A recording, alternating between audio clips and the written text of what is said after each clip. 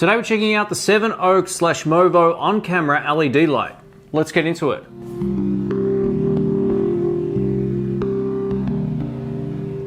Welcome back guys, my name's Shane. If you're new to the channel and you dig audio and video reviews, don't forget to subscribe and click the bell. Today we're checking out this on-camera LED light. Let's see what we get in the box.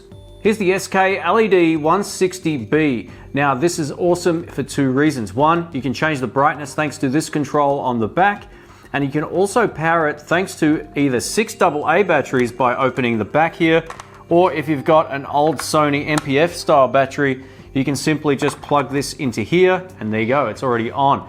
Now as you can see, as I turn the intensity level up and down, it's very, very bright, and if I turn it down, it's just on. So you can use this in a number of different ways already. Just being that it's battery powered, you can also get the optional 7-volt DC power supply if you so choose. But there's an on-off battery on the back. You can also check the battery status as well just by holding down the button on the back. It shows you how much charge is left, which opens up some opportunities just to use it as a light that you could essentially use as a fill, or put it under the table or up behind you to make it pop a little bit more from the actual foreground, which is what I need to do, or from the background I should say. So yeah, you can use these type of lights in a number of different ways. Now if you're already subscribed, you might have remembered I did a video review of this. This is the Movo Sevenoak grip with a wireless transmitter and receiver, and I did a video on this using the G85, which is currently on here. Now also included in the box, we get a little mount. So we're gonna mount this onto here and get it all going. One other thing we also get in the box, well, it's kind of like a two-in-one, we get some diffusers. We get a yellow diffuser and a clear one. Now this just helps sort of smooth out the light intensity. Instead of it just looking really bright and full on, you can kind of smooth that out. I'll show you the difference now. Now I'm currently running the battery at about 50% brightness, and as you can see from the different camera setups, the intensity is pretty full on. Now if we apply a yellow filter to this, it's going to drastically change the look of the shot. In all three camera angles, you're going to see that the product, for example, will look completely different. Now, I'm not a big fan of the yellow. I much prefer the clear. If you're going to be using this in controlled studio conditions, and it's going to be something pointing towards, it's going to be a light pointing towards a subject, then you definitely want to attach one of these.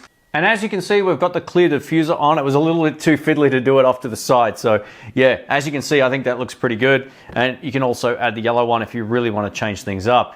Now, you could use this, as I mentioned before, you can put it behind you at the back if you set, if you're a YouTuber, or you can use it on top of a camera. Now, if you're an urban explorer or something like that, these kind of things are unreal. I'm a big fan of the Dan Bell YouTube channel. He makes great content.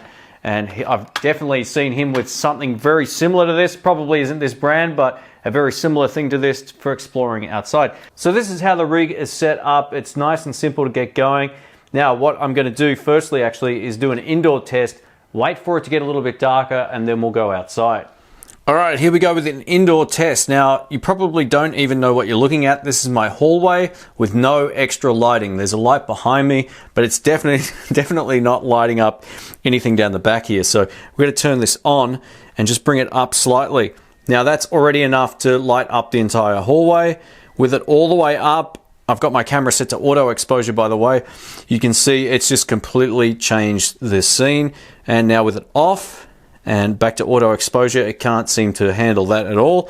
Now with it on, you can see the entire hallway. Not that there's much to look at, but it's an example of just how great this light actually is. Now if we turn it down to half, it's still plenty good. It's perfectly exposed still, but if we turn it down any further, I can see some banding coming up on screen.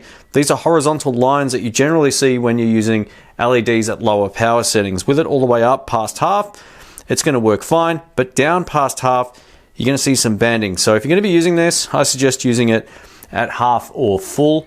All right, so it's dusk right now, it's getting dark, and my camera's compensating pretty well without the light, but we're going to turn it on.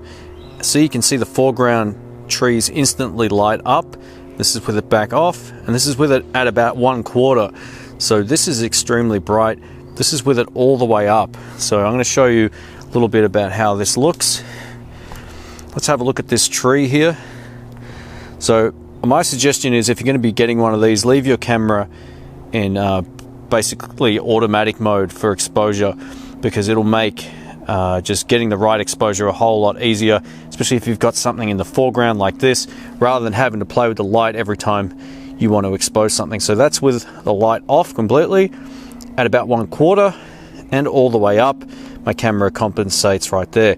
So even these trees in the background are lit up a whole lot better with the light on, obviously, than with it off. Now, whether you like that look or not is up to you, but this is with the clear diffuser, the white one, and we're just going to do a quick walk through here. And it is absolutely cold right now, so I won't be out here for too long as it's winter here. And as you can see, the light makes a massive difference. That's with it just on, and that's with it completely off. Now the camera is doing a pretty good job at auto exposing, but it's a micro four thirds sensor, so you'll get a bit of noise. A bit of extra light is always a good thing, and that's with it just back on.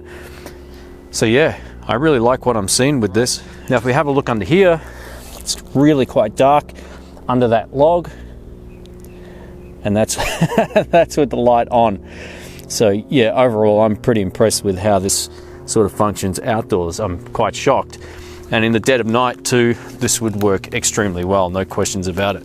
I thought it might also be interesting just to point it up at the trees to show you the intensity level of this light. So this is with it currently off, and this is with it currently on. It almost changes, it's back to daylight. It looks extremely different. This is with it off, and this is with it on, all the way up.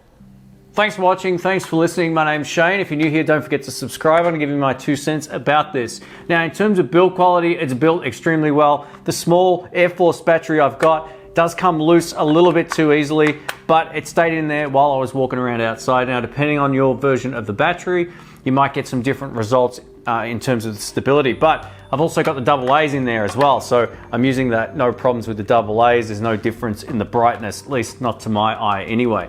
Which brings me to the next point. This is brutally bright. Do not face this into someone's eyes or face by holding it up towards their head or anything. It's just too full on. As you can see from the indoor test, it just lit up the whole passageway there. If you're gonna be using this outside and you're gonna be doing some exploration, something like this would be absolutely ideal. And it's also for people who wanna, say, put it on the floor back here or behind them and fill out the light. So this is with it on.